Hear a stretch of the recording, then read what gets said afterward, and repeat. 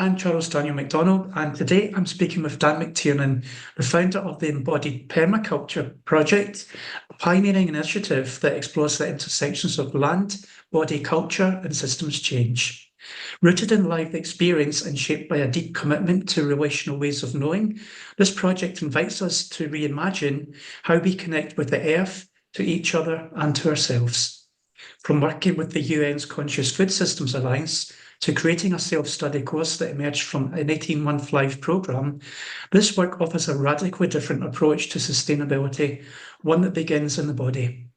I'm looking forward to exploring the ideas behind this work and the transformational potential that it holds. Very good morning to you, Dan. Yeah, very good morning. Thank you. Thank you for joining me today as part of the Conscious Community Initiative. And obviously, I'd like to ask some quite powerful questions about the embodied permaculture environment and your project. Now, first of all, what does embodied permaculture mean to you? And how does it differ from more conventional approaches to permaculture or sustainability?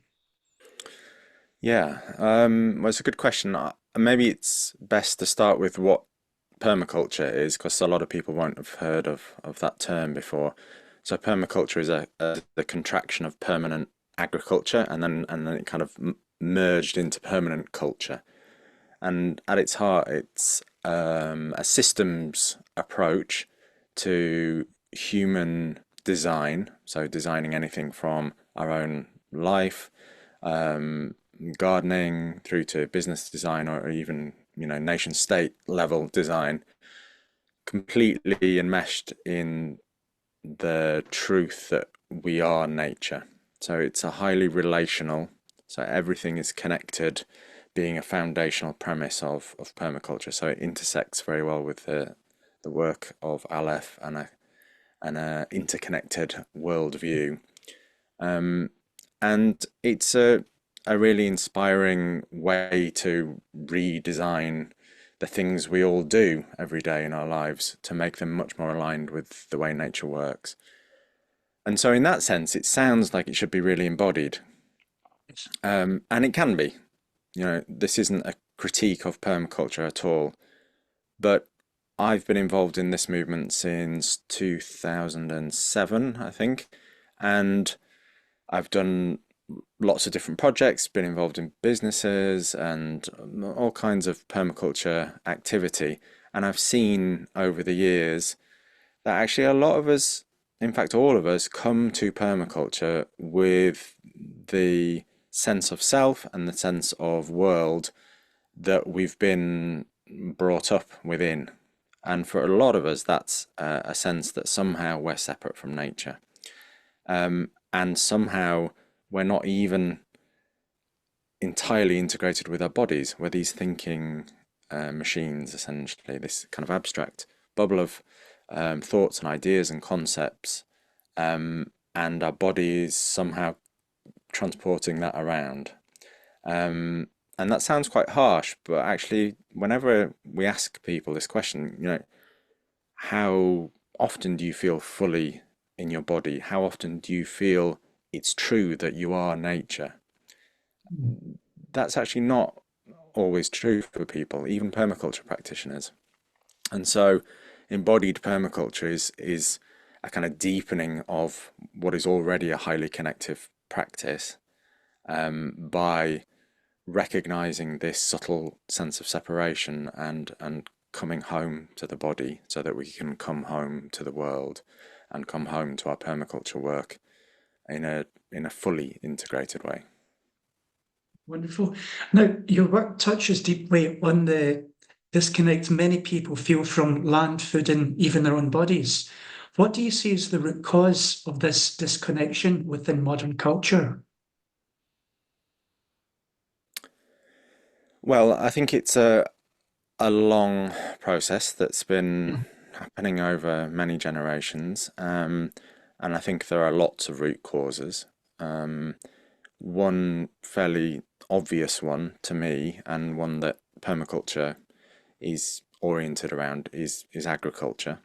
So the shift from a hunter-gatherer, nomadic way of life, in which we were literally held by Mother Earth, you know, so obviously, so tangibly, that everything we needed came from a healthy relationship with the earth. And that's still true today, except we've kind of abstracted that, so we don't see that very clearly. And agriculture, when we decided to settle and stay in one place, there was an immediate sense of nature becoming somehow in opposition to us. So when you want to cultivate one field, you have to get rid of everything else you don't want out of that field. You know, the wild animals, the, you know, pests, other plants you don't want to grow there, weeds, etc. So you're immediately actually in conflict with Mother Nature, which is very different from how we used to live. And that slowly solidifies as a kind of felt sense that it's us versus nature. Sure, yeah. And that split becomes more and more apparent. And obviously, we then build a culture that further accelerates that in terms of physical disconnection. So we, you know, we concrete everything. We live in concrete buildings. We're not connected physically to the earth anymore. And that becomes a story that kind of self-perpetuates, and it's like a reinforcing feedback loop that, okay, nature's out there, we're this different thing. How can we compete with or even dominate nature to meet our needs at the expense of everything and everyone else out there in the natural world that isn't a human?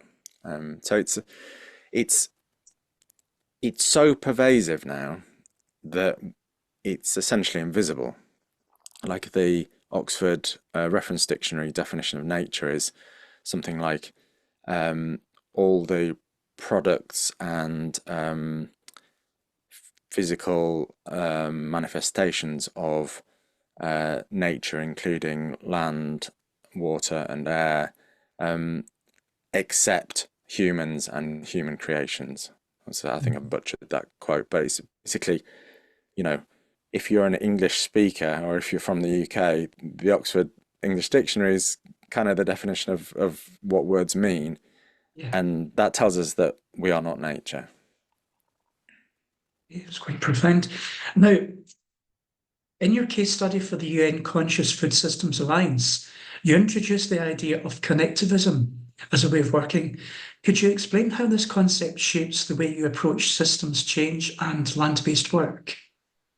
Yeah.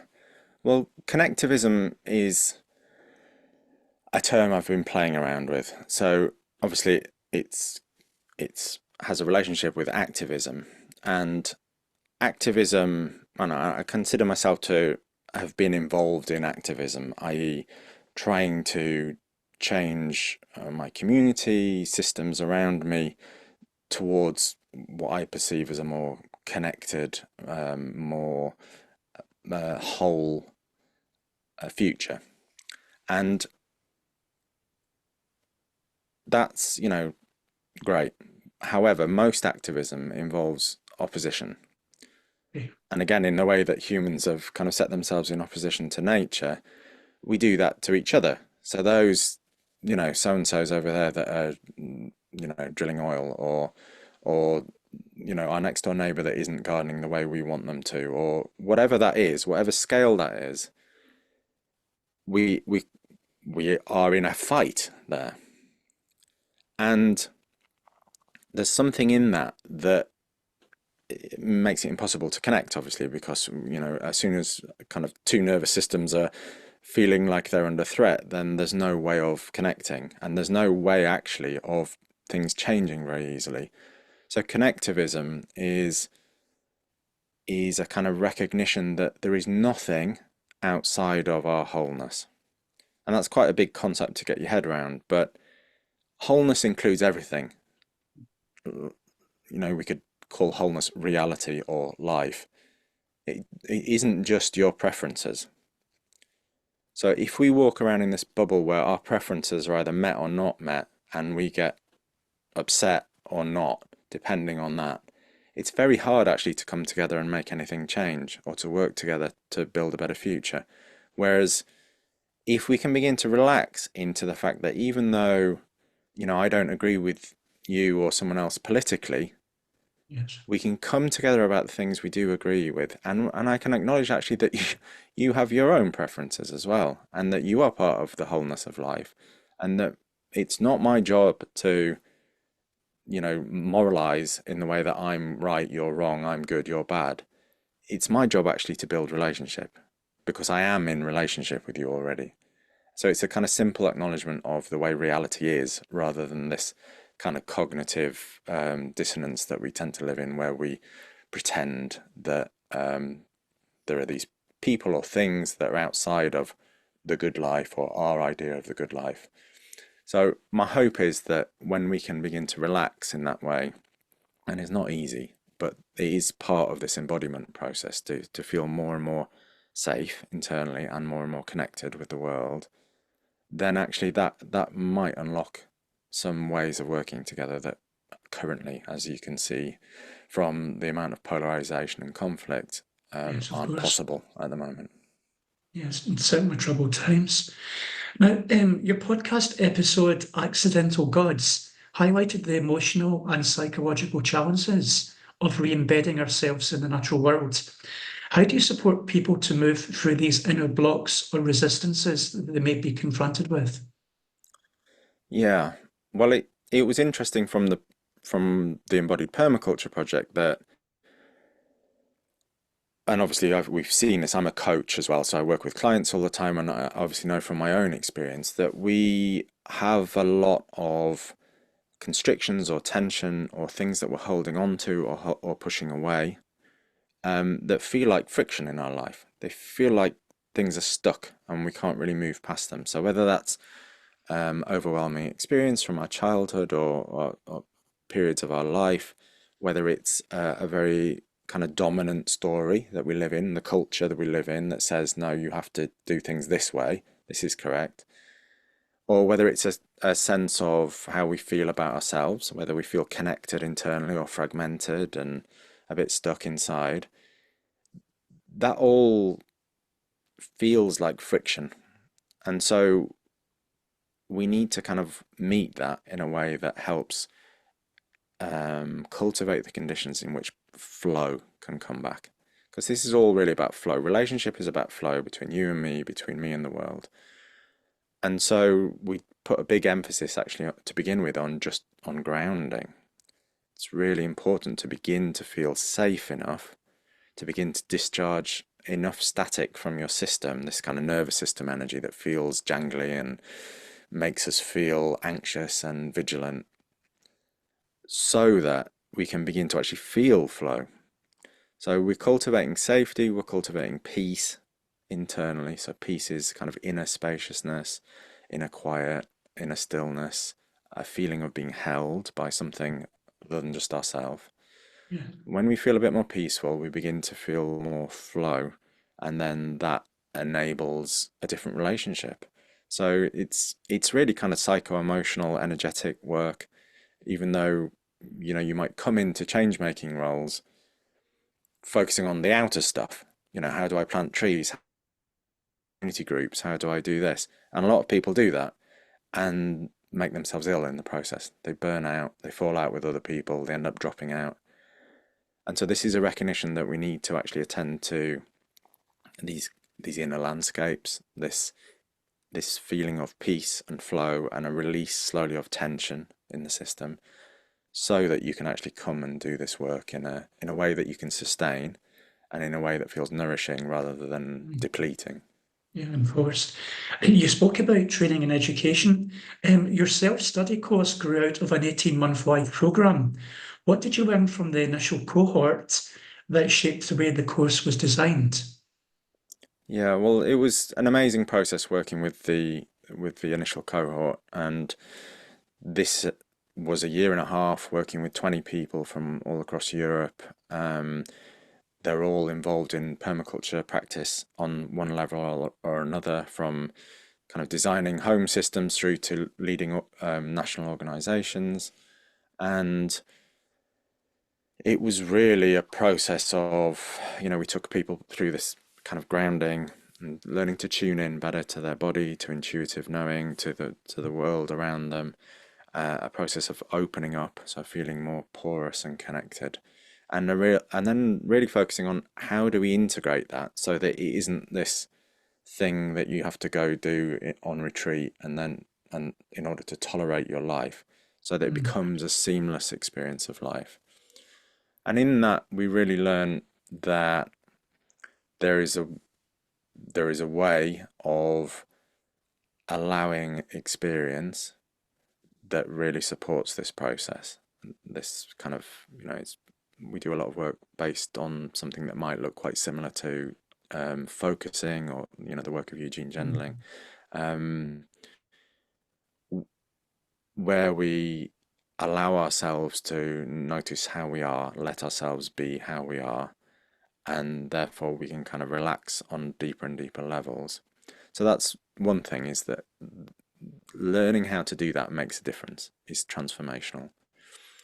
Consistency is transformational. So the people who committed most to the practices, and we had really good rate of attendance all the way through. For a year and a half of meetings is a long time for most people, but there was a really good core group that showed up throughout. And so consistency makes a difference.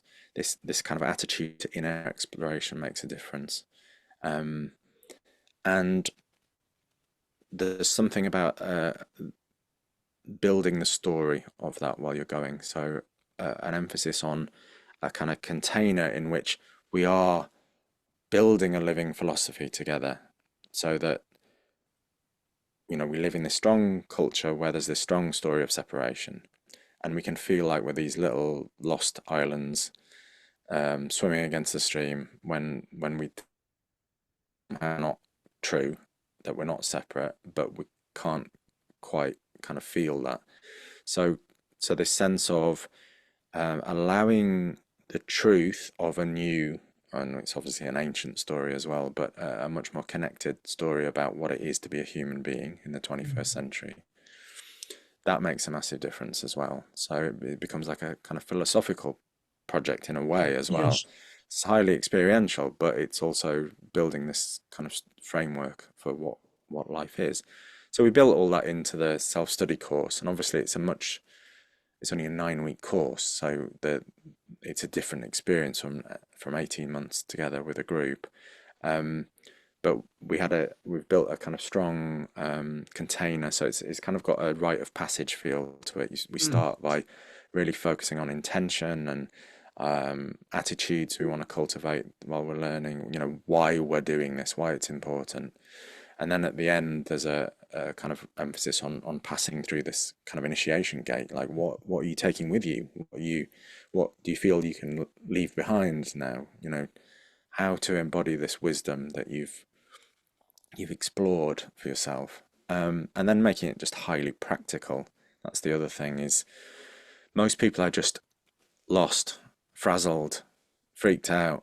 Even the people that are doing this holistic work, even the people within the Alef community, within meditation circles, there's a high degree of nervous system dysregulation in most people, and so it really helped just to get people into basic practices like simple breathwork practices that allow the conditions in which all this other stuff can happen. Until there's some quiet in your system, it's really hard to engage with anything, isn't it? So the first port of call was this big emphasis on grounding. So actually this 9-week course has got a big emphasis on helping people to find peace first and then find flow beyond that. That's very powerful words. Now, you've spoken again about the slower need for more somatic approaches to transformation. How can we reconcile that with the urgency of the ecological collapse and social crises? Well, that's the big question, isn't it? Like, Yeah. there's a rush on, isn't there? There's a problem in the world. Well, there are many problems, but they feel highly interconnected to me.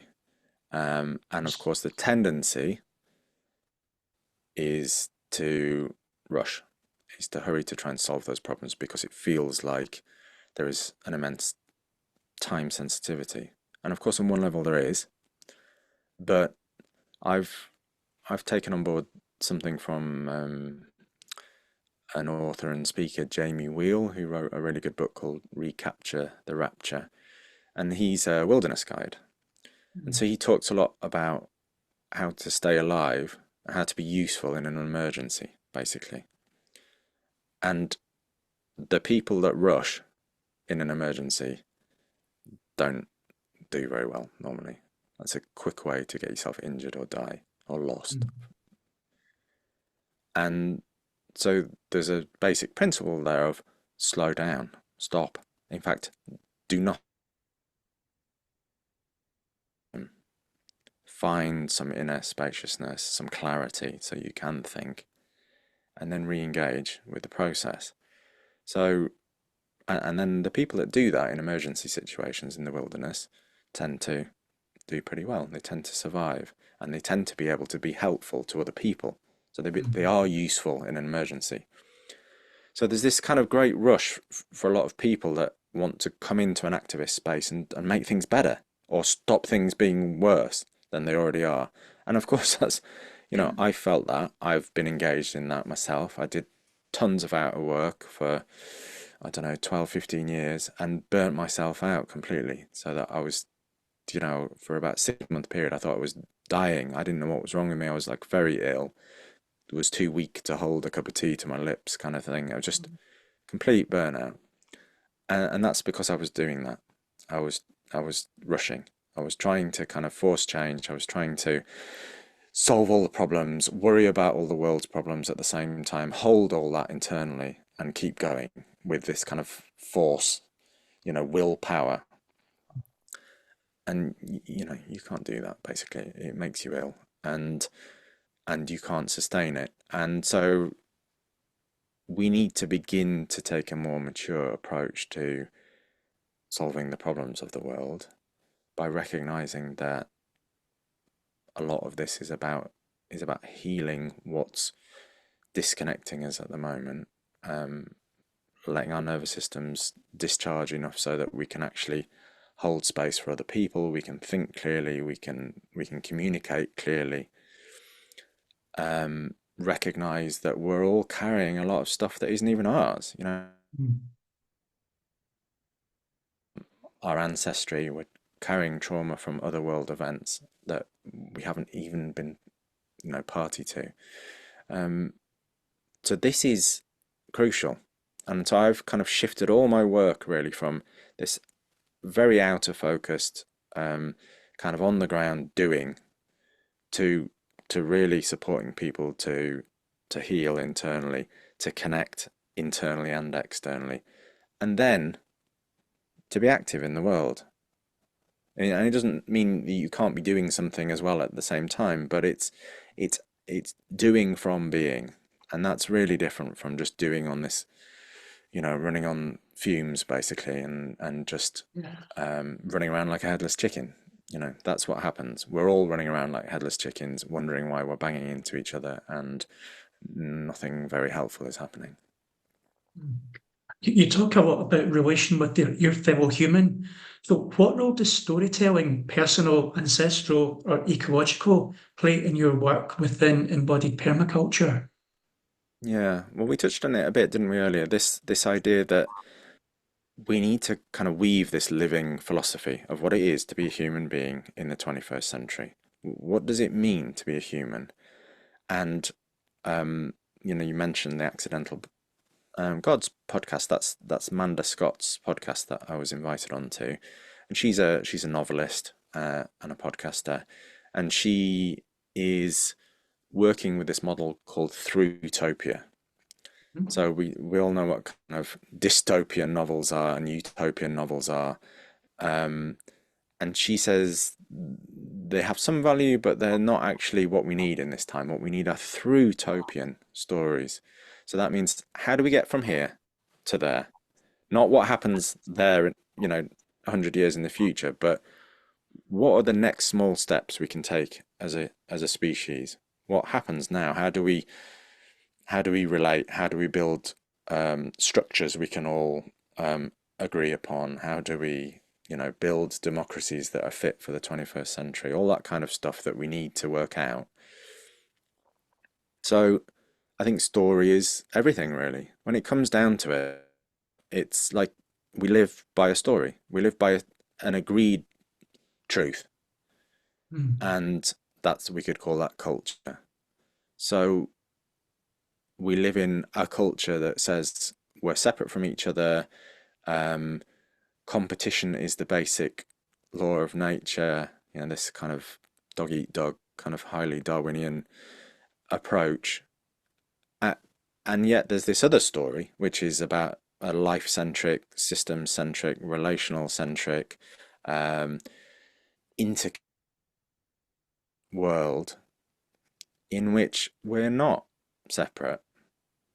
And actually there's more and more evidence coming from everywhere now. It's not just kind of spiritual traditions or indigenous culture. It's now science beginning to agree with this kind of field view of life, that we are interconnected. So let's start telling that story more often.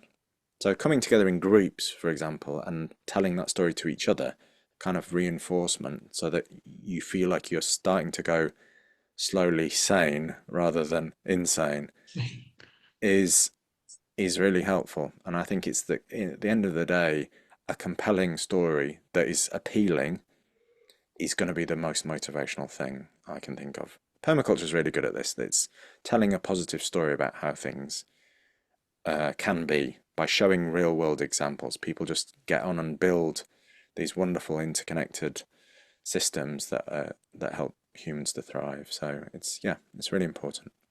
And also very comforting. Looking forward, what's your vision for the future of embodied permaculture, and how can others support or get involved in a more meaningful way? Yeah, well, it's already blossomed on various fronts. Obviously, we did this 18-month project, and Johanna, who's my co-project leader on this, is currently putting together a 6-episode podcast, which will be sharing all the findings from the project, sharing the stories of transformation from the project. So that's really exciting. That's coming out in the autumn.